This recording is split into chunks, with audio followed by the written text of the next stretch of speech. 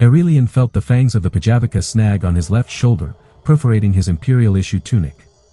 Blood began to drip, if only for a moment before it was all licked away. He thrashed and kicked, rolling in the dirt. The monster's silhouette in the torchlight was truer to its form than the image of a girl before him. Her hair was lilac, her skin was dark and healthy. Pillowy lips clasped around his wound. Though he thrashed and wriggled, her movements were nothing but graceful, mesmerizing. The only trait betraying her nature was her eyes. Bright red and filled with bloodlust. Deep within them was a mirror of soulless void, like a bottomless well of oil and gore. Aerelian felt the stake he'd carried clatter to the floor against a stone. He rolled around as the beauty floated over him.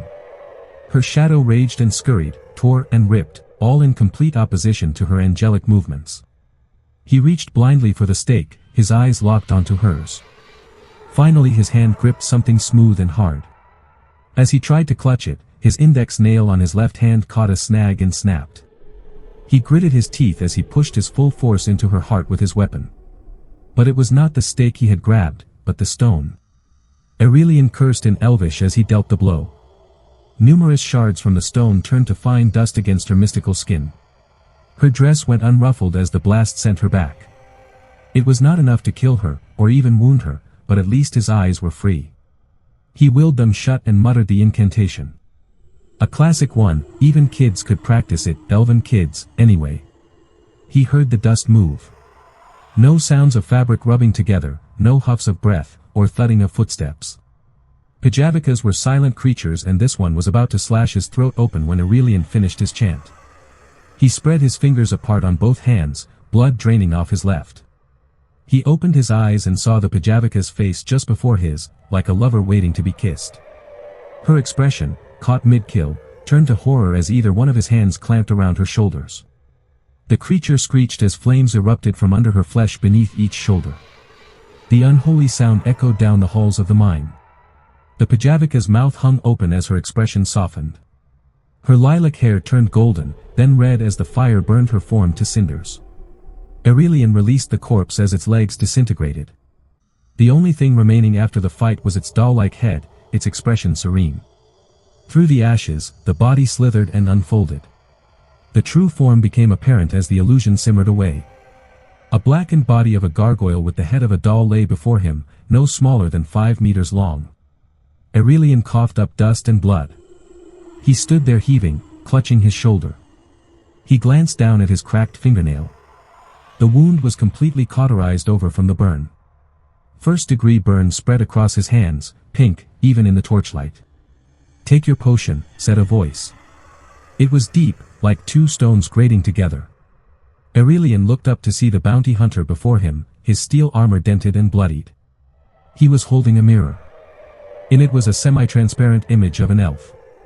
Cropped orange hair lay disheveled upon his head. He had the makings of thin facial hair and a skinny form. The image of Aerelian was fading away slowly. "Take your potion. Doesn't look good to ride into town carrying my employer's EAD." Aurelian shook free from shock. His hands fumbled into his travel satchel and produced a bottle with cyan ichor. Glittering lights swirled around in the brew. He popped the cork and chugged the whole thing down, only pausing to cough out a glob or 2 in the process. When finished, he glanced back up to see the mirror image of himself return to full opacity. The hunter, evidently satisfied, pocketed the mirror. "Thank you," said Aurelian. "I hadn't even realized that I'd been bit. If you'd... Nuff. Hand me your bag." Aurelian cocked an eyebrow and smiled mildly. Still, he obeyed and tossed the mercenary his satchel. "Right, so you're 10 miles out from the nearest village. On foot, it'd take me a day without a mount. I dunno. Dunwick, why do I get the impression you're leaving me?" asked Aurelian. "Worse than that, boss, you're getting robbed." Aurelian's eyes widened. He spread his hands out and recited another incantation. Sparks splayed before his fingertips, crackling across the floor toward Dunwick. Sparks dazzled off of Dunwick's armor. The bounty hunter nodded approvingly. "Yeah, pretty." A steel gauntlet collided with Aurelian's head. He lay flat on the dirt floor. He tasted blood. Dunwick tapped an amulet around his neck, didn't think I'd take a job without some insurance. Without effort, Dunwick's sword arm flashed and a splay of ash and blood poofed out below him. He reached down and lifted the decapitated head. Aurelian's mouth hung open as Dunwick pocketed the vamp's head. Got a bounty on this one. The others, not so much. He gestured back to several other gargoyle corpses splayed throughout the mine. But I haven't paid you yet, cried Aurelian. Got all I need right here, thank you. He raised the 2 bags, one dripping vampiric blood onto the dirt. Promise to get you to the Wilder Hills. Well, you're here. Dunwick turned round and strode away, ignoring Aurelian's protests. How am I supposed to even get to Griffinloft? Where the hells are we? From somewhere in the mine, Dunwick called, luck with all that. Though the elixir eliminated the threat of vampirism, the threat of bleeding out was all too real for Aurelian. His cauterization of his finger wound was entirely accidental. He was not a mercenary nor a soldier. This land was wild and now even his bodyguard had abandoned him. He had studied illusionary magic, practical magic, and physic, but he'd never learned to dress a wound.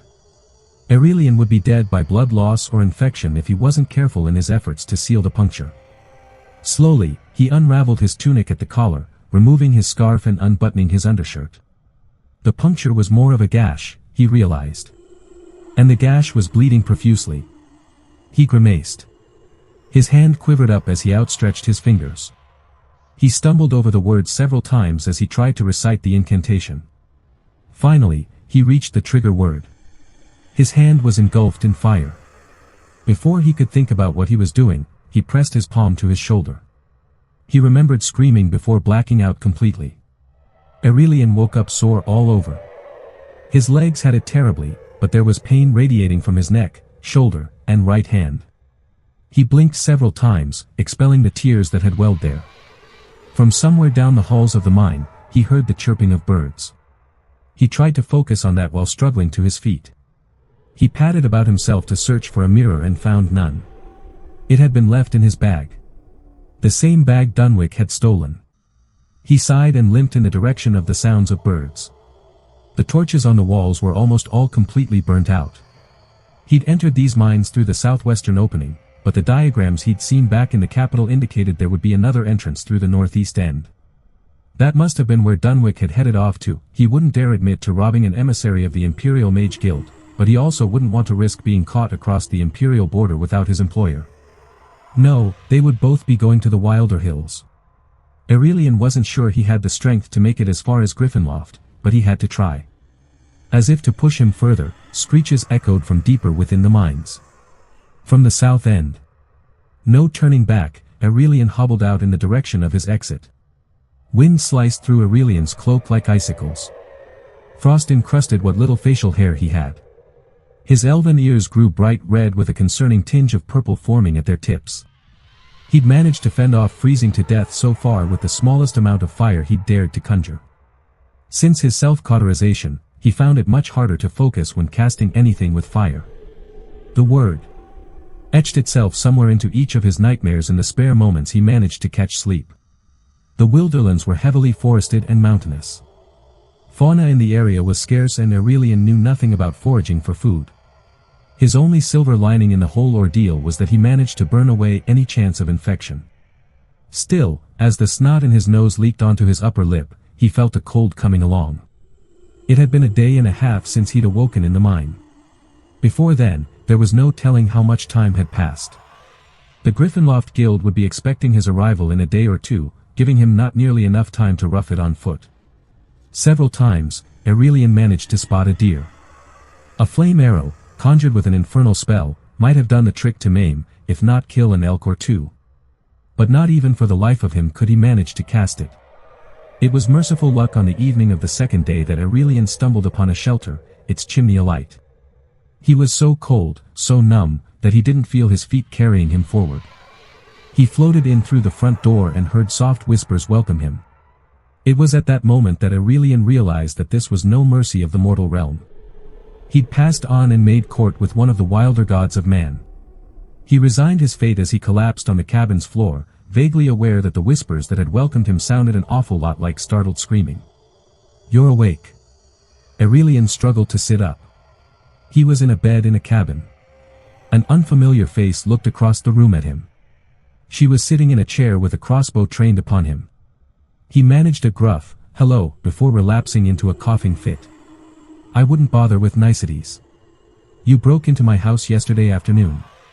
You were starving and frostbitten." Aurelian reached for the cup beside the bed and drank heartily. It was good fortune to find that it was warm water. He'd drunk nothing but snow for the past 2 days. "I'm sorry. I didn't mean to intrude. I wasn't myself." The woman raised an auburn eyebrow. "And who might that be?" "Well," he glanced at her crossbow. "She'd better like what he'd have to say." The Wilderlands were full of insurrectionists and anti-imperials. "I am a scholar. I study magics and the like." Her eyes narrowed. "Where from?" Lying was likely to get him shot. He dropped his eyes and sighed, "Surgery." At the sound of the imperial capital's name, the woman looked as though she'd shoot Aurelian. However, she stayed her hand. "I appreciate the honesty." She nodded. "What is your name?" "Aerelian Kasha." "Highborn," she spat. He nodded slowly, eyeing the crossbow. She brushed her hazel hair behind her right ear. "An ear. The make of your breed doesn't matter down here. High, low, we're all just elves to the humans." She lowered the crossbow. "Daegies." Aurelian relieved a sigh. "Thank you for not shooting me, Daegies." "And saving your life," she added. "And saving my life," he chuckled. The two sat around chatting. Aurelian had many questions to answer before she hung the crossbow back up. He took note of the many bows and arrows she'd hung up beside it.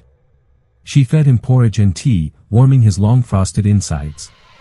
"This tea is alchemical, isn't it?" he asked. She nodded. "My brother healed people while he served.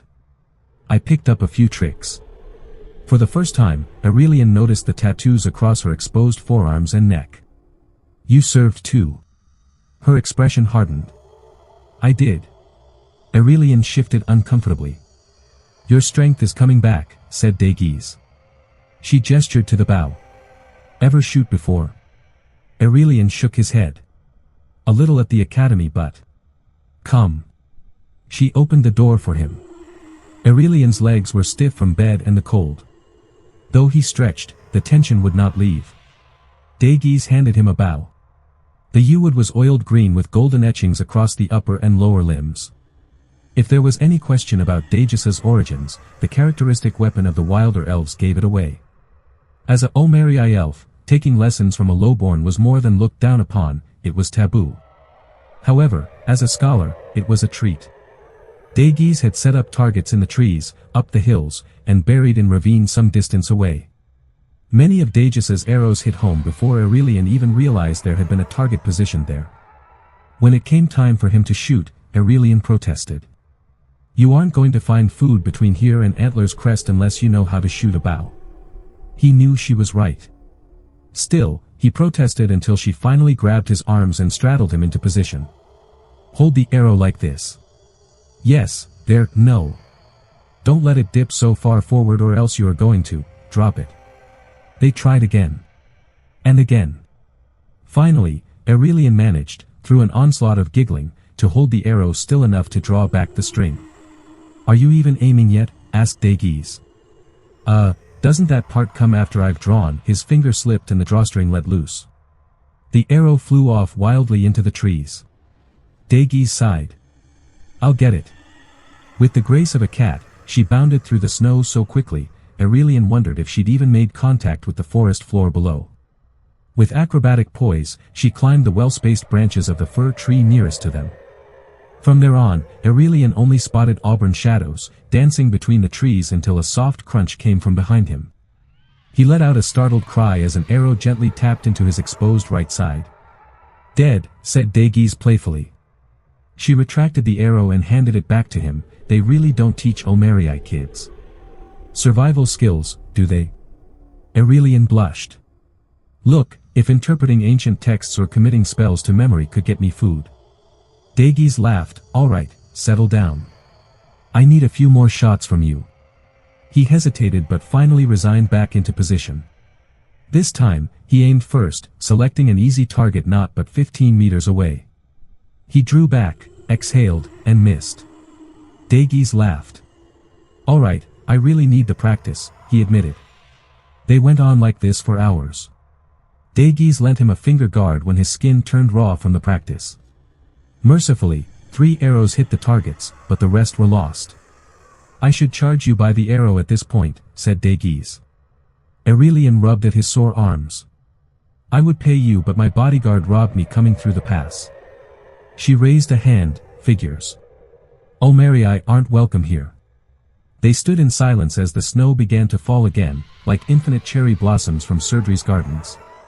My brother loved the snow, said Dagies, finally. Aerelian glanced at her. Her freckled nose was turning pink. He gestured to her cabin and together they walked back in. You said your brother served, said Aerelian. Is he off fighting now? No, Dagies said softly. He died when 2 Olmerii drunks killed him for sport. There was rage in her eyes and Aurelian thought it best to drop the subject, but she continued. I live out here now. Gryffindor was our home before Crydri claimed it. She rested her head on her chin, her eyes unfocused.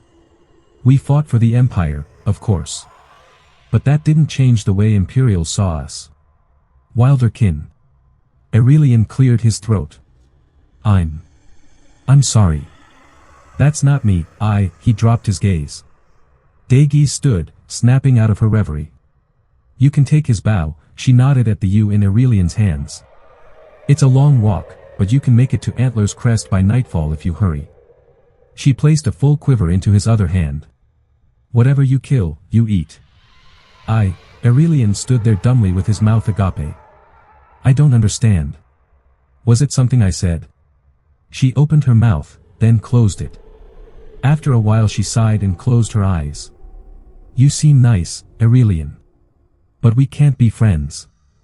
I know that you're a scholar, probably off to Gryffindor to collect the precious spells and lore before the war comes through here and raises it all to hell. I used to fight for the Empire, but now I have a place of my own. I won't allow it on my doorstep. I won't allow it in my home. She folded her arms. You can correct me if I'm wrong and stay. Otherwise, it's time to go. Aurelian said nothing. He took one last look at the cozy cabin and then took his leave. Goodbye, Dagies. That night, an elf entered into Antler's Crest. He had no food and no money. He pawned off a yew-bough for 50 coins and bought a carriage into Gryffindor. 3 weeks later, he would take safe passage with a cart full of tomes and scrolls into Serdri and then to the Empire beyond. That elf never stopped back into Antler's Crest nor the wilder hills around it. Nobody warned me I'd be playing Scrabble at the end of the world. I thought we would have aliens with laser guns, or zombies at least, but no. The downfall of capitalism was a virus that just killed people, no reanimating involved. How disappointing. The end of the world felt an awful lot like everyday life. Except without jobs and the 40-hour work week. Instead people took up skating, biking, hiking, kayaking, baking their own bread, and doing puzzles, and making all kinds of stupid art. Now that I thought about it, maybe this wasn't the end of the world, just the end of the Middle Ages in America. Didn't that end with a plague or something? Was I living in the American Renaissance now? If I had known, I would have worked on getting canvas ready so Andrew could paint me like one of his French girls. Instead, I sat playing Scrabble, in the apartment that I had refused to leave. Because what would we do with all our stuff? All our memories? Just leave them for looters. Andrew hammered up a new set of boards over our windows while I played Scrabble against our dog, Humble. Hum is beating me. I spoke loudly so Andrew could hear over the hammering. He laughed. We both know he's the smartest one of the three of us. I'm surprised you're going up against him again. Humble sat with his tongue lolling out of his mouth, panting. He wore one of those giant German shepherd smiles. Spittle dangled from the tip of his tongue, threatening to drip onto the floor in front of him. You're a good boy, I said. How did you get to be so good? His tail wagged, but his ears perked up. Andrew had stopped with the hammer. I took Humble's turn. He spelled out the word, equalize, and I sighed. I'd lost again. He got up and headed to the bedroom to check on Andrew. I put away the game, I could only lose to our dog so many times. The two of them walked into the living room. Should we go wander around? Andrew mouthed the word, walk, as if Humble didn't understand him. Humble's tail was already wagging. He barked softly. I coughed. I'd gotten the new, mysterious virus, and somehow, I'd survived it. But surviving it didn't mean I was lucky and out of the woods. Apparently, it came with lingering symptoms. The cough was one of them. It reminded me of a smoker's cough, and I resented the virus with every fit that left me exhausted. Humble and Andrew eyed me with the same nervous look, and I shook my head before, "Are you okay?" could leave Andrew's mouth. Humble nuzzled his nose into my dangling hand. I grabbed the leash and checked my pocket for the new inhaler I now had to keep nearby, because of the damn coughing fits. We left the apartment with masks securely on our faces and Humble leading the charge. We wandered around the mostly empty complex. Once shit hit the fan, a lot of people either abandoned their apartments, moved in with friends or family, or went to find empty homes left behind by the rich. Moving during normal circumstances was a hassle, so we weren't thrilled to go house hunting when the world was falling apart. We'd stayed at our apartment mostly out of laziness. Do you think there's anything worth doing today? He yawned. I shrugged, my eyes followed Humble's path into the grass. Same things as every other day, I guess. We could try to get food. I could tell he was smiling, because his face crinkled upward, but somehow, it didn't fully meet his eyes. Maybe we should go house hunting. We probably need to start our own farm or something. The grocery stores will run out of stuff eventually, right? Humble was still sniffing around in the grass. Let's not think about that just yet. He fidgeted with one of the ear loops on his mask. His eyes slid from me to the dog. We watched him look for the perfect spot. We averted our gaze when he squatted. We have to eventually. My eyes went wide. Oh fuck, what do we do when we run out of dog food? Should we figure out what dogs eat? Andrew turned his attention back to me, his head swiveling to my direction quickly. Fuck. Do dogs eat squirrels and birds and stuff like that? Laughing, I shook my head, eyes still wide. Not our dog. He wouldn't try even if we tried to teach him. Andrew frowned. No, he probably would, right? If he was hungry enough. Okay, how about this, we find a house with a big backyard. Some of it can be Humble's hunting ground and some of it can be our baby farm area. He shifted his weight from one foot to the other and back again. His eyes were clouded again. He checked on Humble. Humble was kicking grass up around his leavings. Andrew kneeled down and scooped up the hot pile with the tiny trash bag. We headed over to the doggy bag drop box they had scattered across the complex's grounds. Continuing our walk, we headed towards the dog park, which was a fenced-in area where dogs could run around off their leashes. Do you think he'd hunt in this area? Andrew gestured to the open area of the dog park. I don't know. He knows this spot as a play area, right? Would he hunt in a place where he has fun? Once we were safely inside the dog park, we let Humble off the leash. He ran laps and we stood by as he started hurrying through all the strange dog obstacle course items. And what about our farming? Where do you think we'd be able to have a farm here in this apartment life? I gestured to the giant fields of land that stretched out. All of this is free for all. I'm not going to farm for other people without getting something in return. So, you want to start bartering, too? He rubbed the creases on his forehead. I can't believe this is our life. I laughed. We have to become farmers, he has to be a hunter. What the fuck is this? He shrugged and shut his eyes. And this is after you were sick for an entire year and a half. And then the damn virus on top of your other sickness. I feel like I just got you back. He groaned and took his mask off. I could see the bags under his eyes better in the sunlight. He was tired, too. He'd been my caretaker for so long, I hadn't thought about the toll of that. I'd been too busy fighting my body's battle, and I spent so much time exhausted from being sick, I hadn't had the capacity to see his fatigue. I was about to apologize for being sick, to thank him for taking care of me, but he spoke first. I guess let's go get ourselves a house. I sank down onto the nearby bench. Who knew we'd decide to be homeowners in the apocalypse? Humble ran up and sniffed my knees. He woofed and wagged his tail, nudging my hand with his head. He says, "Come play with me. We have so much playtime now." I said this in my humble voice. "Yeah, you two don't have jobs anymore, it's weird." Andrew also said this in his humble voice. "Oh well, let's play." We followed Humble around the obstacle course, because who was going to stop two adults running a dog stacle course while sirens sounded in the distance and everyone had their own business to mind? After we were all tired out, we decided to wander into a nearby neighborhood with decent-sized homes.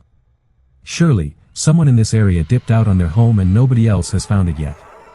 Andrew muttered under his breath, but also under his mask, so I barely understood what he said. "Let's make sure it doesn't flood." I held on to Humble's leash this time. He was sniffing the new path we were taking with vigor. "I don't think we'll be keeping anything valuable in a basement." He ran his hand through his hair, his eyes scanned the houses. "How can we tell if one is empty? It's not like people put up for sale signs on anything before they left. Maybe we peek into windows." I saw cars in driveways, but that didn't tell us much of anything. We had a row of cars parked in front of our apartment, but only 2 other people had stayed. Of the 10 cars out front, only 4 of them ever got used. Everyone else had gotten rides out of the complex. The cars being there or not being there aren't much help. I know. He sounded mildly agitated, but I knew he hated doing crimes. Even when things were different. A small group of people rolled around in the street ahead of us, some on skateboards, some wearing quad skates. They weren't wearing masks. Andrew and I glanced at each other. The actives, as we jokingly called them, were always hard to gauge when it came to pro-mask or anti-mask, so we prepared for the worst. I cleared my throat a few times, making sure I wouldn't be having a coughing fit in front of them, just in case. Having the cough was equivalent to having a zombie bite in horror movies. You were marked for death, or at least, in this case, it made most people nervous. The group of people turned out to be younger people, not older people. Young people had taken everything that had happened in more stride than the older groups had. The group waved as we passed, and they maintained the appropriate amount of space between us. "Cute dog." One of them shouted this as they skidded to a stop on their skates. "Can I pet?" One of the others elbowed the shouting one. "Never mind, sorry. It's easy to forget things are weird now," Andrew said, loudly, to accommodate for the mask and for the distance between us. They nodded and continued skating. Humble hadn't growled or gotten weird, so we figured they were fine. We kept walking. The more distance we put between us and them, the more my shoulders loosened up. I hate this. Is this really forever from now on? I glanced over at Andrew. He blinked several times and shook his head. Somebody will fix this. Who? I laughed. Who is left? Other countries. They'll help us eventually. The government has barricaded itself in the capital, and the other countries know we are riddled with the plague. They're not going to touch us until that's under control. Andrew sighed. I don't know, okay. It's easier to pretend something will fix this. Let's just leave it at that. All right, I said. All right. I'm going to hope for aliens to come help us out. You do that. He walked a little ahead for a while. Shit. We're supposed to be looking for a house to squat in. He laughed. I know. I'm still looking. Did you stop? Yes. I got tired of the end of the world, and Humble did something cute wagging with his tail. I thought we were just on a walk. It was your idea. We need hunting ground and farming land. He fell back into step with me. Humble led the way, sniffing everything on the grass and the pavement. A patch of loose sand and gravel crunched under our feet. I'll look at houses on the left, and you look on the right. I scanned the homes on the left. I spoke. How do we even approach the places to peek into the windows? Should we go around back? I don't know. I thought of Scooby-Doo and Dungeons and Dragons, and every horror movie ever made. Splitting up seems wrong. Right. That's the worst decision we're making here today. He rolled his eyes. Shut up. I laughed. We only didn't dip out because moving took too much energy. Should we try to move to Canada? They have the virus under control. Their situation is still normal, right? They wouldn't accept us. Unless they've started accepting refugees. He raised his eyebrows. Worth a shot. But you didn't want to move away from your family. Neither did you. His brow furrowed. But they're all back home now anyway. It doesn't seem like we'll get to visit anytime soon. Alright, fuck it, let's move to Canada then. I ran my hand through my hair. Let's pack our shit up though, because I don't want my stuff looted. Humble stopped outside of a green brick house and let out a small bark. We looked at him. He stared at the house, his tail twitched a little, but it was no longer wagging. Are we taking the car? Andrew said. I held my hand up. What's wrong, Hummy Buns? He's a dog, he's probably just seeing a squirrel. He looked around. Oh hey, if he's seeing a squirrel, should we practice hunting now? I pulled on the leash, trying to get Humble to regroup. No, and maybe we can take the car.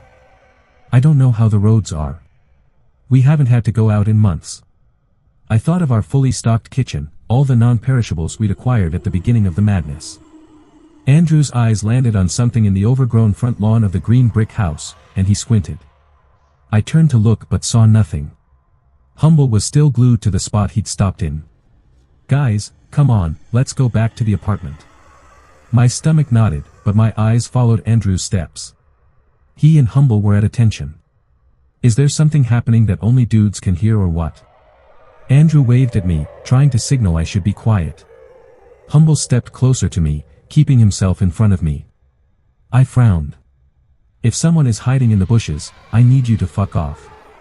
I spoke loudly, hoping that would at least get the grass to rustle or give anything away that I could see. Andrew waded into the grass. What are you doing? This time I didn't yell it. Humble tugged at the leash, wanting to join Andrew in the grass. He flitted back and forth, wanting to be near me and wanting to be on the front lines. I let go of the leash. Andrew could not die and leave me here in this apocalyptic hell alone. Not after I fought off the damn virus to stay with him. Humble flew forward, almost knocking him down as he ran past him. Hey! An unfamiliar voice cried out. Shit! Andrew jumped back. Humble barked, but it was his fake threatening bark, not his real booming one. A head popped up, the guy stared at us, bewildered. What the hell are you doing? We should ask you the same thing. Andrew's hands were balled into fists, but they were still at his sides. The grass was about shoulder height on Andrew and the stranger. Humble's path to and from them was marked by a shaking of tall grass. Humble appeared next to me on the pavement. I grabbed his leash. He pointed down the street at the skating squad. You see them down there? We have prank wars. I was trying to get them back for a prank they pulled on me yesterday. Okay, I said. Sorry to disturb you, we'll be going now. Andrew backed out of the grass and stood slightly in front of me the way Humble did, and he stared at the weirdo. Come on, I said, tugging Andrew's hand. Let's go. Do you guys live around here? He eyed the three of us. Are you new? No. We're moving to Canada. I pulled on his hand once more. Let's go pack. Andrew followed me and Humble. We hurried back past the skaters and jogged the short distance to our apartment complex. Once we were back in the familiar parking lot with Speeds, we slowed down. What the fuck was that dude? I laughed. He looked crazy. Do you think they were really having a prank war? I don't know. But now I need to get in on that. We have to find a house in that area. What? No. He gave me the creeps. I motioned to my eyes. His eyes were wild. Did you see the way he was surprised to see us? To be fair, we're all surprised to see other people these days. Andrew's gears were shifting. I have so many pranks we could pull on them and the skater gang. You're out of your mind, I said, laughing. Humble jumble, we gotta deprogram your daddy. Look, what else are we doing with all this downtime? Somebody will come rescue the country, surely, right? I don't want to move. Maybe we can do pranks from here. I sighed. You're losing it. I'm bored. And I'm scared, too, you know. He looked at me, the tiredness in his face apparent again. Let's just have fun. We haven't had real fun since you got sick a year and a half ago. You survived the killer virus, and now we just sit around and talk to our dog and have conversations with ourselves as if we are the dog, we play Scrabble over and over again. You're always talking about how something will kill us. And we're both so over this damn apocalypse. Some people have taken up skating or making art, let's take up this prank war. Humble took a moment to sniff grass and lift his leg. He had a point. Whose team will Humble be on? The black velvet painting of a bullfighter that had hung unmolested since before the millennium, tore and fell from its wall mount, as a whiskey glass shattered upon impact with it. Closely following the glass, a wicker chair violently crumbled against the bare stucco wall where the painting had just vacated, while raised, angry voices grunted and yelled foul obscenities, as their dispatchers of vulgarity wrestled and rolled around the sawdust floor of the small Mexican cantina. The scene resembled an old Western movie bar fight where headlocks were preferred to throwing punches, but the gunshot that rang out not only shocked the two barroom gladiators, it also shattered a bottle of expensive Don Julio tequila innocently perched on the bar. This melee was more than mere combatants seeking bragging rights to the victor. This was personal, like a spat between broken-hearted lovers wallowing in the anguish and pain of betrayal. Escaping each other's vice-like grips, the two men simultaneously kicked out at each other, before scrambling backwards for space to recover.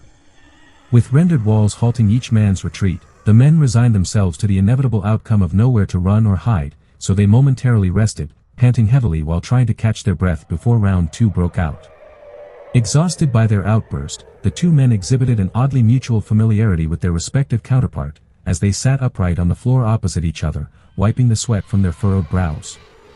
Apart from the inanimate objects wildly scattered across the sawdust floor, the only witness to the battle's fallout were the modestly decorated red adobe walls, now absorbing the pugilists' drenched backs like a thirsty sponge, portraying darkened patches of purple-hued exhumations that porous glands energetically leaked fluids onto in the hot Mexican afternoon. A fleeting evaporating evidential witness to the battle's fallout, quickly cooled the moment.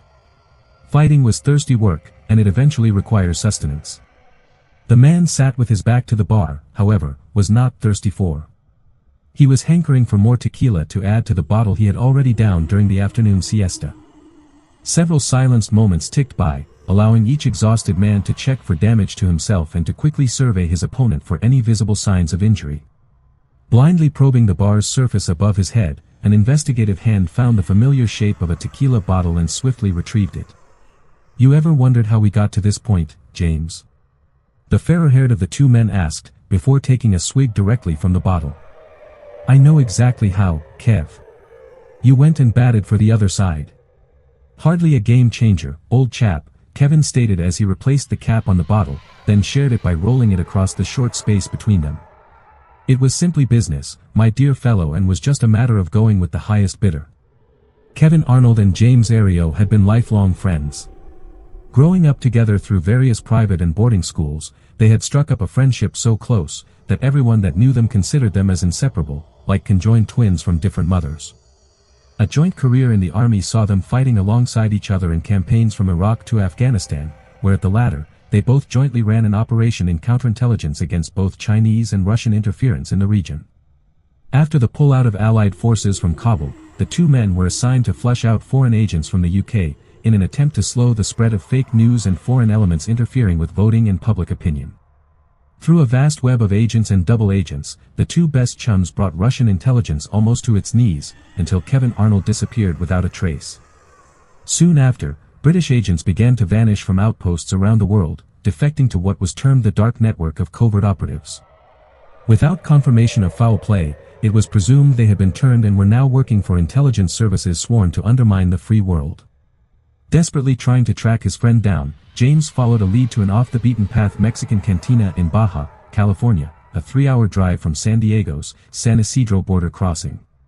Kevin was suspiciously surprised to see James, but not as surprised as James was to be face-to-face with his old pal, staring down the barrel of a pistol held steadfast in his hand. The knee-jerk reaction of having a gun introduced to the reunion resulted in the two ex-brothers in arms grappling for control of the loaded gun.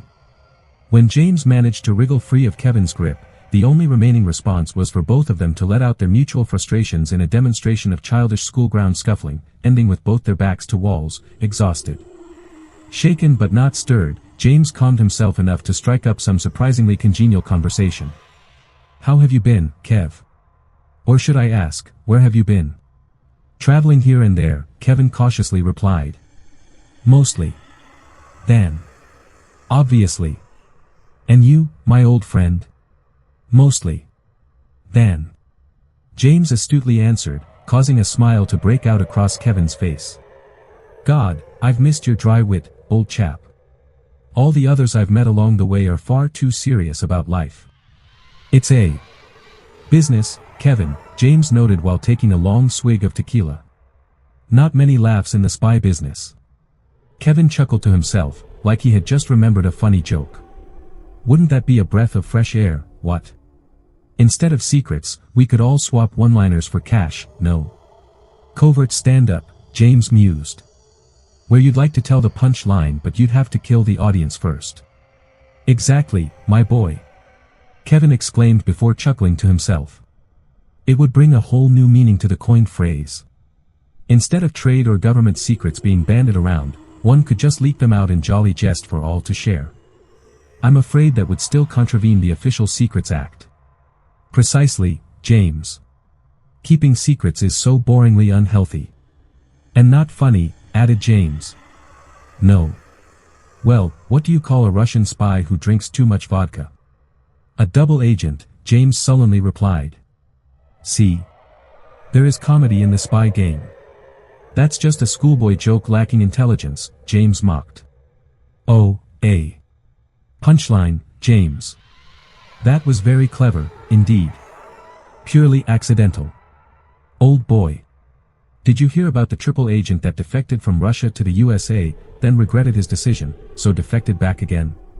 No, James huffingly replied. That's strange. Every time I ask about him, no one knows anything. James shook his head while rolling his eyes. To him, the joke was as lame as a knock-knock joke, and his bored reaction to it prompted him to return their conversation back towards reality. I strongly recommend that you avoid the footlights, James derided. Stick to the shadows of deceit. You belong much better there. Like the true, dull person you have become, Kevin quipped. Still not funny, James retorted, before consuming another gulp of tequila. Be a good chap and pass that bottle back, would you? Copying Kevin's earlier sharing of the tequila, James replaced the cork, then rolled the bottle back to Kevin, who downed approximately 2 shot glasses worth of drink, before letting out a satisfied sound. There's nothing like a quality tequila, Kevin described. So smooth without it biting your throat. Unlike you, who bit the throats of his handlers by going rogue. Blame SpyPal, old bean. SpyPal. Think of it as eBay for governments, Kevin explained. Except, you have to be invited to sign up to any offer of employment. Isn't that just freelancing? James asked.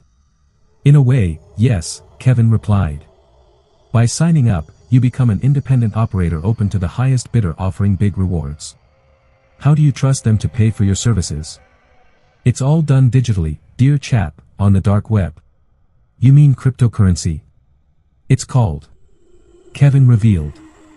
And get this, it's completed via an app called. Like PayPal? Yes, now isn't that a hoot? But don't you feel any remorse being an operative without a country? My dear, dear friend, Kevin reassured James. I am a man of the world. Is that another joke? What I mean is that each agreement includes instant citizenry to whatever government hires my services. My wall safe at home is full of valid passports from many countries. I have freedom to travel anywhere I want. James's ears pricked up as a realization suddenly washed over him. That's very risky, Kev. How so, old bean? Well, for one, it opens you up to charges of treason, should you anger the wrong government official. You know, I never thought about that, Kevin retrospectively pondered. What strange bedfellows we spies choose to work with. Please don't include me in your category of bedfellows, James corrected. I've been meaning to ask, old chum, Kevin changed tact. Why are you here? I was ordered, James bluntly responded. Yes, I suspected as such. Sorry about the firearm. Purely a defensive reaction on my part. I presume I'm capture or eliminate. I refuse those terms. James' sensational proclamation immediately grabbed Kevin's scribner's attention. Then, that can only mean one thing, my friend. Yes, James confirmed. There will be more joining us soon. Ah, I see. You've disobeyed orders. Friendship transcends duty. Isn't that what you always used to say? Indeed, I did, James. Indeed, I did. Remember the time back in Basra when we ran over that IED in our carrier? Chatter over the radio warned us of an ambush, so the brass ordered you back to base, which meant leaving me to wait for a medevac. Yes, you had taken a bit of shrapnel in your leg and couldn't be moved by road, Kevin added. Is what you yelled over the radio to the brigadier. You categorically stated. That outburst cost me a promotion. Was worth it, though. Thank goodness that medevac was already close by. Would have been a hell of a firefight, what? And one-sided, judging by the numbers we could see descending on the carrier when the chopper got high enough and out of firing range. I resigned my commission soon after that, Kevin bitterly recalled. Thought a life in the civil service would be safer. Little did I know that my new position would lead to cabal and espionage. I knew exactly that, when I left the army to join you, James revealed. So, what's the plan, dear chap? Blazing guns in the hot Mexican afternoon. Extraction, James replied. I have a boat waiting down by the jetty. And what is our destination? We're heading north. I have a few agency contacts in San Diego awaiting our arrival.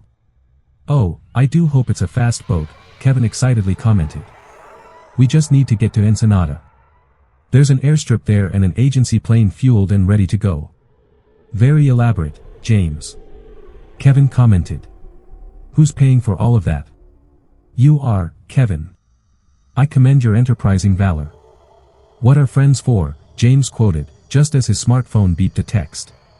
ETA is 6 minutes. We can be at the jetty in 4. Let's go. Helping his friend off the floor, James led him out of the cantina and into the narrow village alleyway. Turning right, the two men hurried down a set of steps leading to the beach, then proceeded towards a ski boat docked at the small beachside jetty. Hopping into the boat, James turned a key in the ignition, then pressed the start button. Instantly, the boat's 300 horsepower Vinrud engine roared into life. Nice boat, old chap. Kevin joyfully commented. But only one engine. Yes, James deliberately replied. I find one engine has less drag than two, so will propel us faster on the water. Plus, we need all the fuel we can conserve if we're to reach Ensenada in a hurry. Drink? Kevin raised the bottle of tequila that he grabbed exiting the cantina. As he lifted it to his lips, James put the boat into full throttle, throwing Kevin backwards onto his seat. Steady on, James, he protested. This is far too good to spill. No time to waste, James shouted above the roar of the engine, while pointing back at the village. They're here. Turning to look, Kevin noticed a police helicopter banking to its right, then heading towards them in pursuit. We've been spotted, alerted Kevin. In response, James throttled up the engine to maximum, causing it to skip over some small waves. Cutting through the water, the speedboat glided across the calm sea like an Olympic speed skater, only much speedier. However, the fast-approaching helicopter worried Kevin. It doesn't make sense, Kevin shouted. Why are the police chasing us? Stands to reason, Kev. Our government catching you means a public trial, headlines, and embarrassment. Hand the glory over to the federals, and it's a case of wanted dead or alive. I'm so sorry I dragged you into this, Kevin tried to apologize, as he shouted above the noise. Smoke and mirrors, Kev. Typical government deception. Suddenly, a voice shouting through the helicopter's tonneau system, ordered the men to stop the boat. I presume that person speaking Spanish is ordering us to stop, Kevin attempted to interpret. Don't worry, James yelled back. This boat will surprise you. Again, a voice through the tonneau ordered them to stop. This time in English, adding that failure to obey would result in gunfire. How many men hanging on the side? 4. Kevin counted. They'll need to hover to shoot accurately, James pointed out. When they do, grab the flare gun from the box under your seat, then try and see if you can shoot it through the helicopter's door opening. They'll probably try and get ahead of us, so they can get into a hover position as we approach. I'll swing the boat to starboard. That will be your opportunity. Okay, agreed Kevin. Don't miss, Kev. I'll try not to. Hey, want to hear a joke? Right now, Kev. It's hardly the time. What do you call a Mexican that has his car stolen? Okay, they're moving ahead of us, James noted. Get ready with the flare gun. Carlos. Get it? Slightly inappropriate, Kev. Why can't I just shoot them with my own gun? Do you want to be hunted by every law enforcement agency on the planet? Just do it my way, okay? Will do. Just as Kevin retrieved the flare gun, the police helicopter flew directly over them and headed a further 300 meters in front of their path. Swiveling so that two of the agents perched on one side of the chopper could get a clear line of fire to the approaching boat, one final warning was issued over the chopper's tonneau followed by a volley of warning shots across their bow. Lock your legs around your seat, Kev, or you'll end up in the water. Get ready. 3, 2, 1. Turning sharply to starboard gave Kevin a clear sight of the chopper's door opening. Raising the flare gun to aim, he took a deep breath, then slowly let it out, before firing the gun. Immediately, a flare arced into the air towards the helicopter, then with great marksmanship, found its way into the helicopter's cabin, causing panic and disarray amongst its crew. With red flare smoke billowing out from the helicopter, it broke contact with the speedboat, spun several times, before turning away, heading back to shore. Good shot, Kevin. That gives us a little more time. Once they've sorted out the flare, they'll be back, so I'm going to take us in somewhere further up the coast. We can find someone willing to take us to the airstrip for a price. 10 minutes later, the two men sat at the back of an old Chevy pickup truck trundling its way along a dusty road toward several aircraft hangars rising from the desert terrain, like the great Egyptian pyramids. Parked next to a Learjet sitting on the tarmac, were two large black SUVs providing shade on one side for 8 black-suited men and women. James banged on the truck's cab for the driver to stop just short of the protective fence surrounding the airstrip. Thanking the driver, the two men jumped down and walked towards the welcoming committee. Congratulations, Agent Harriet, the leader of the group greeted James. Package delivered as ordered, James declared. James? Kevin intriguingly asked. What's going on? Grabbing 2 bottles of water from another agent, James handed one to Kevin, drank a swig from his bottle, and held out a handshake to Kevin. Spy Bay, I'm afraid, my friend. I was the only one who could get close enough to you to bring you in. The Mexicans wanted revenge on you for that bit of business in Cancun, but I couldn't let them have you. Better you be handed over to a friendly than rot in a Mexican jail. What happened to friendship over duty? Kevin asked in a vexed tone of voice. This is friendship, Kev. I've saved you from a fate worse than death. Our friends here just need some information, then you can choose where you want to retire to. Well played, James, old chap. I did not see this coming. Friends still? James probed. Always, replied Kevin while shaking James' hand. Funds are ready for transfer, the group leader interrupted. How would you like them sent? Smiling, and without breaking eye contact, James replied. A good friend recommended. To me. Are you sure? They'll take at least 4% in fees. If it's good enough for my friend here, James pointed out. It's good enough for me. We're falling from geostationary orbit, Gardner reports. Adjust, I say as I flick switches. He can't, Wells calls from navigation. The gravitational force, too strong. It's pulling us in. I manage a side eye at Wells. His face conveys what I already know. The navigator says in a solemn whisper, velocity increasing. Gardner looks at me. We're plummeting fast. I can't maintain. Compensate. Regain control, I command, despite knowing it's impossible. I can't. We're losing it. Gardner cries. The spacecraft's hull rumbles as we enter Kepler 438 b's atmosphere. A million thoughts run through my mind. Why did I come here? Why is this happening to me? Why did I leave her? Jen was right. I'm not coming back. Our survival depends on maintaining focus, but concentration is an impossibility. I steal a calming breath. Count backwards from 3. My voice cracks as I say, Flight Engineer Gardner, pull it together. Adjust controls. We need to level her out. Wells, get over there and help him. Gardner panics. I'm trying but... A tumultuous moment causes the craft's tail to disintegrate, leading to Gardner's scream, Wells' failed ejection attempt, and the ship's surrender to G-forces. Amid the chaos, I fixate on the accelerometer, seeking a miracle before darkness claims me. An explosion. A heat flash. Instinctually, I roll away from the blast. Thunderous booming reverberates through my body. A daze. Sitting up, I see what's left of my ship. Miraculously, the crash through my body from the wreckage, just in time. An intense pain shoots through my right leg above the knee. Shock grips me. After a deep breath, I compose myself and examine the wound. Blood gushes from my limb because a large aluminum shard impaled it. Great. After Mars and Captain B, this is the third planet humanity has stepped foot on, and I'm bleeding all over it. In haste, I fashion a tourniquet from hose debris. My helmet rests a foot on my side, shattered glass tells me it's useless. Astoundingly, Kepler 438b's air is thin, but breathable. Otherwise, it would kill me. Though, how is this possible? In the briefing, they told us the atmosphere resembled Venus, mostly carbon dioxide. Guess not. I assess my situation. Wells? Nowhere in sight. Gardner? His charred body decorates the wreckage. I scan the perimeter.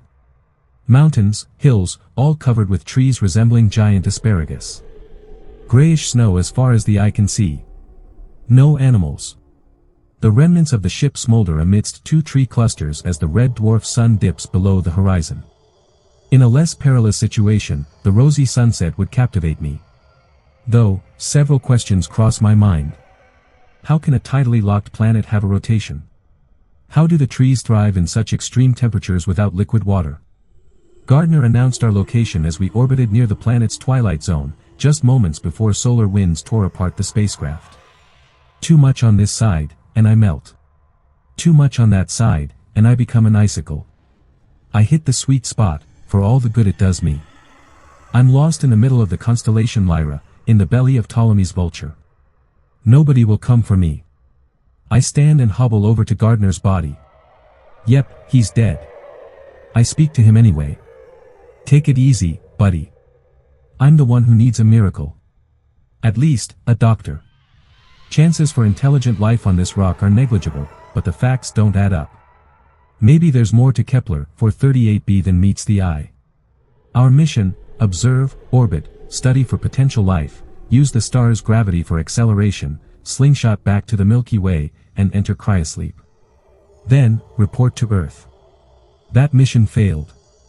It took almost a decade for the ship's prototype sublight engine to reach the Kepler system. Earth doesn't have a backup, so nobody will come. I say to Gardner's corpse, how long can I endure these temperatures? How long without food? How long sporting this wound? The dead man says nothing, but his rictus grin affirms my suspicions. Not long. I scan the horizon, searching for life. Looks like it's just you and me, Danny Gardner. If the storms don't kill us, starvation will.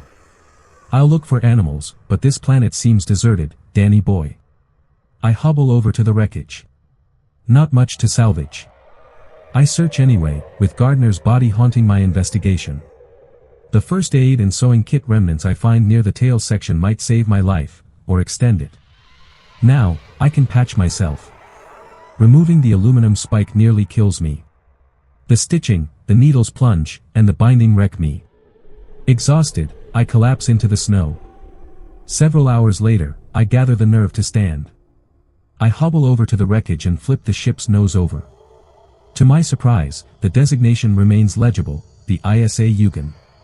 Strange name for a spaceship. I glance back at the corpse. Hey, Danny boy. Do you know how this hunk of junk got its name? No answer. At the Academy, they tell us the Interstellar Space Agency allows the ship's designer to name her. It's a courtesy. I drag Gardner's body away from the fire. In our case, a genius from Osaka christened her. I can't remember his name. Masato something or other. It's an unusual name for a ship. I turn to Gardner. Do you remember training for it? Boy, was that a nightmare. Almost as bad as this. The designer explained Yugen means heightened awareness too poignant for words. He thought people misinterpreted Japanese aesthetics, so they used sublime to describe it. I kept saying, it's like awe, right? He merely shrugged. I gaze at the sky, captivated by the misplaced sunset. Does that red dwarf sunset qualify as Yugen? I regard the twilight and the shimmering lights forming in the sky, a kind of aurora borealis. I think upon nature's grandeur, my life's last moments, and my hopeless situation. Okay, Jen. What am I going to do? I can't give up. I pause and then breathe. The brisk air tingles my lungs. In the distance, I behold an emptiness that will claim my life. Yes, I can gather firewood from these strange trees. Yes, I can melt snow for drinking water. Regardless, I haven't seen a single animal. For protection, I fashion a spear from a stick, but it seems more like a ridiculous toy than a weapon. But I ready myself for the struggle ahead. Time passes. Days of snowstorms. Then, nights of frigid struggle. Recovered ISA rations last a few days, and then I fast for weeks because the trees seem inedible. I bury Gardner so I don't get the temptation to eat him. I can't bear the thought. I'll die first. His charred uniform helps me survive the planet's hypothermic temperature by providing a double layer. Luckily, Gardner's uniform also provided other useful items, a tiny LED flashlight and a Zippo cigarette lighter. Pitiful fires built from bizarre lumber keep me from freezing, as did the shelter I made from the wreckage. As my shadow grows longer, it gets colder. Somehow, night and day happen, but I can't explain this phenomenon. It doesn't follow science's known laws regarding locked orbit. Tonight, I build another fire. As always, the smoke smells like rotten tobacco. I fiddle with the blaze and stare out into the night sky. Earth spins somewhere out there, Jennifer too. The thought depresses me. I cry. Wells, dead. Too much time has passed. Nobody to speak to. Starvation or isolation? Which will get me first? I speak to the stars. Kepler 438b completes one orbit around its red dwarf star every 35 days. Pretty funny, when you think about it. Considering that, I haven't eaten in almost a whole Kepler year. What will I do for food? The lighter's butane will run out. The flashlight's batteries will go too. Then, what will I do? But a movement to my left startles me. I bolt upright and move toward the tree line. The darkened forest remains motionless. I squint. In the shadows, imperceptible movement. I can't see it, but I feel it. Perhaps I'm imagining it. I squint harder, trying to discern if it's a mirage. Instinct takes control as my fingers tighten around my toy spear. Snap. A shifting weight breaks a dry twig. My imagination runs wild. Maybe it's Wells. Maybe he survived the crash. Perhaps it's something worse. Shadows deepen around me. Whatever it is, I see it now. An ominous feeling engulfs the landscape. Wells, is that you? I whisper, but regret it. I peer into the darkness. Nothing moves. I listen. Fear grips me. I hurry. Whatever snapped that twig appears large, and given my wound, I can't risk a confrontation. I hasten my pace. It follows. Is it a Luna wolf or Velocibir, like on Captain B? Or is it a monster unique to this planet? It matches my stride. I attempt to hobble into a run, but my leg won't let me. It gives out. I fall. It'll eat me alive. I brace for the attack with clenched eyes. Moments go by, but nothing happens. My eyes open involuntarily. Instead of a Luna wolf, a wayfish being emerges from the thicket with an aloof majesty. Its willowy form conveys an impossible physique. A humanoid shouldn't possess such a thin frame. Its striking face is beautiful in a feminine way, but I can't discern the sex. It draws back its thin lips, bearing hundreds of tiny little teeth. Long, inky hair and tenebrous eyes contrast a vitrified complexion and a bluish maw. A cannibalistic smear glosses its mouth. Despite its ravenous appearance, a beauty prevails, an elegance. Was the creature's last meal an animal or Wells? No way of knowing. Not even a single space squirrel has crossed my path. And without a fire, this creature ate the meat bloody. Where did it come from? Is it a native of this planet or a survivor from another crash? No visible injuries on it, showing it's likely native. The creature advances, its white dressings, mottled with entrails and mud, billow in the wind. A few cautious steps later, it halts meters from me. The being paces like an animal, trying to figure out if I pose a threat. No sound comes from it. I mutter, "Are you hurt?" It remains mute, but its haunting eyes bore into me. The creature shifts its stance.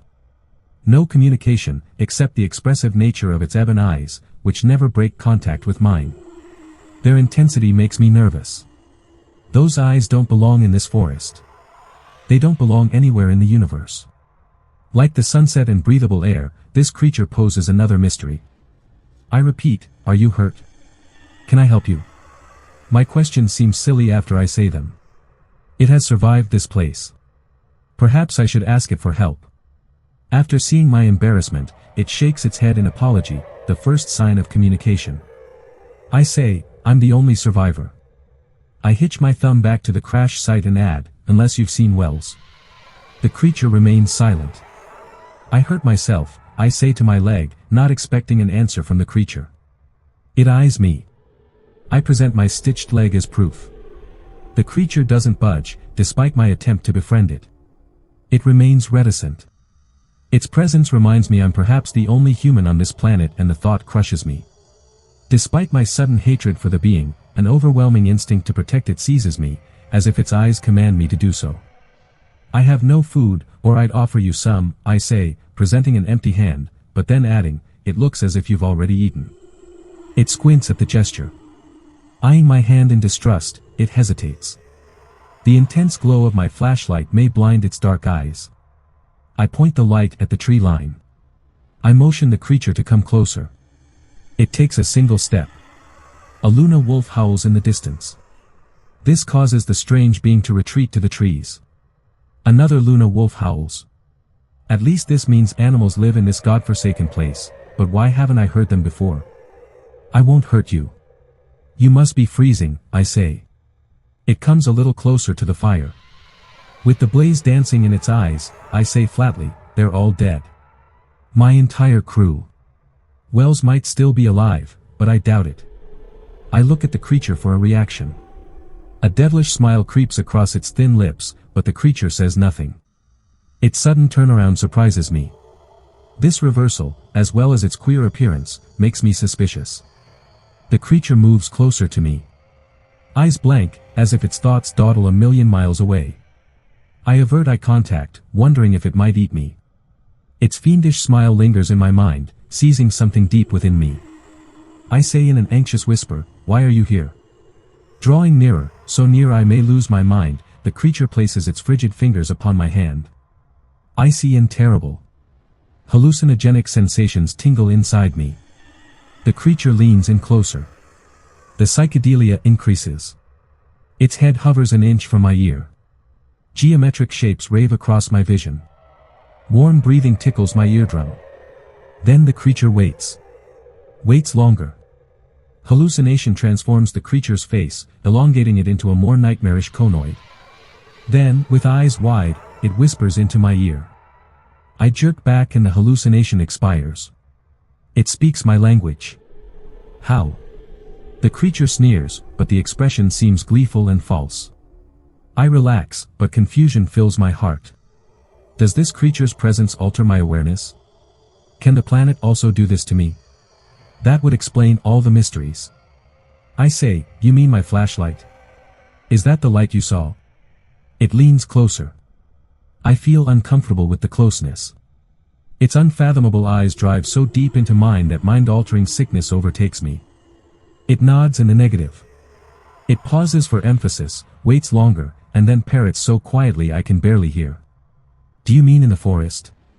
Another light? You saw Wells?" I become excited, but the creature's eyes make me dread answers to my questions. It places a long, bony finger on my shoulder.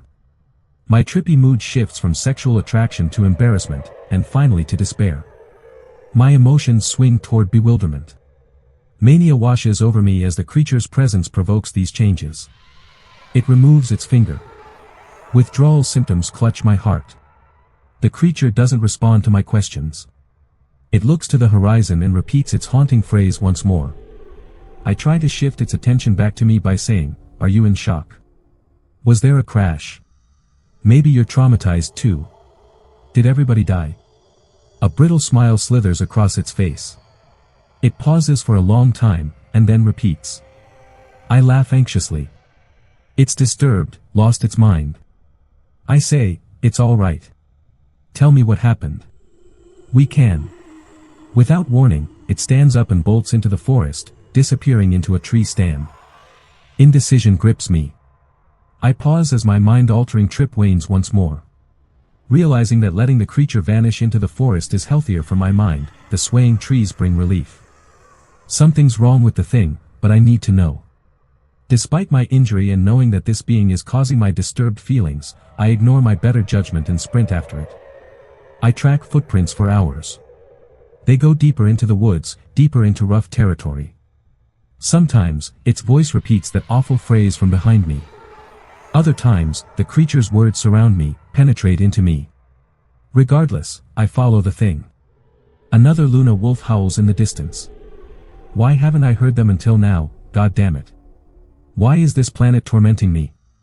Why am I losing my mind? Silence consumes the animal's cry. An overwhelming fear grips me. Terror fills my thoughts. I creep forward, listening for the creature's movement, but stillness rings irrepressible. An unquenchable desire to see its wretched eyes once again overtakes me, to partake the narcotic again. Footprints lead into the middle of a clearing. I follow. The tracks stop. Unmarked snow creates a mystery concerning the creature's disappearance. I scan the area with the flashlight. My labored breath reverberates in my head. Frosty clouds expel from my mouth, creating smoky ghouls that gambol across the flashlight beam. Deep down, I know these steamy plumes are my final breaths, waning with starvation. Am I already dead? I listen for movement. Before me, a tree rim opens to reveal a drop-off. I peer over the edge. Bottomless. A strong desire to jump into the abyss passes through me. Jumping would finish this nightmare. Instead, I choose a rock from the ground. The creature's presence returns as I toss the stone over the edge. I stiffen. My breath slows. I sense the creature behind me. I dread the derangement of those eyes, so I do nothing. We stand like this for several minutes. Neither makes a move. A tear runs down my cheek. Its psychedelia emerges. Behind me, the creature whispers its mantra once again. My sanity crushes under the weight of these curses echoing inside my head. Terror consumes me. Something the ship designer said about Okinawa enters my lightsome mind. Those dog-lion gargoyles that guard temples from evil spirits.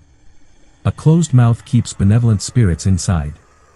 An open mouth wards off malevolence. Like these gargoyles, this vile being has two faces. I know this with every cell in my body. The creature's opened maw hides its true nature.